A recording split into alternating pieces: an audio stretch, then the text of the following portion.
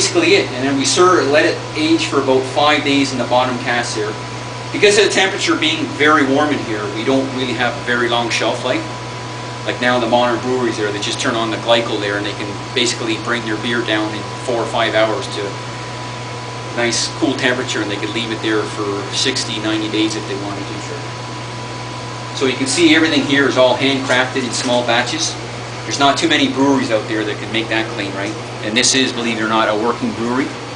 Is this siphoning system or that's just a valve there? Yeah, is a valve. Is that pretty authentic about the way things used to be, or is it something that the valve is not quite authentic there? We're looking at getting an authentic valve there. That's a modern day valve, but they did have some type of valve.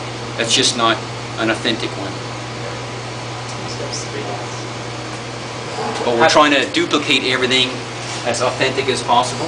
This is the first year of the brewery, so we're still just trying to work out a few little glitches there. I know the valves there, same with the bucket there, they're trying to find a wooden bucket that's watertight. Apparently there's not too many Coopers around there nowadays there, so. How does the work for insulators? Good? Actually it's not bad. We mash for about an hour, so in an hour there you're not losing a whole lot there. So this one is a brown ale, and we didn't pour it. Do you want The to? brewmaster didn't get any. That's very good. Brown. So this is a brown ale. This is sort of, I mean, you guys are home brewers, you might know all about this. I mean, this is a nice balance between the malt and the hops, right?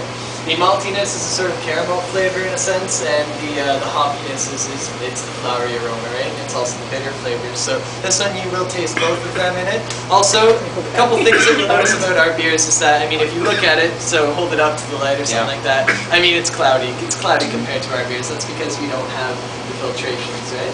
Filtration the same way. That's it, as Ed pointed out. So I mean, if it was colder in here, we'd also be able to age more the beer a little bit longer here and it would naturally settle. But you also have more nutrients in a beer that's not. Absolutely, you're taking out a lot of flavors when you're, Yeah, believe it or really. not, when you're actually filtering it as well. What types of hops are you using? On this particular one, this one here is Select, and I don't know offhand. I know there's about 10 different ones with all the recipes that we're using. And the other thing I know that you'll really notice different about this beer is you're getting a slight oakiness from it. And that's because we are actually fermenting and serving from oak casks, whereas nowadays everything is all done in stainless steel. So you are picking up a little bit of the oakiness. It was a lot more when we first opened up the brewery there because they were brand new and they were really overly oaky. Yeah, we're reusing the same ones there. And the more you use it there, you'll extract more of the resins out of there.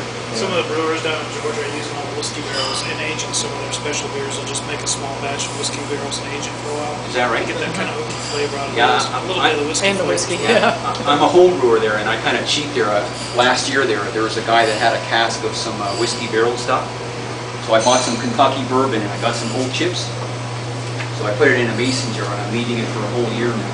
We have And then just adding that into it. Yeah. Because we can do it in And a believe me, stainless steel tank.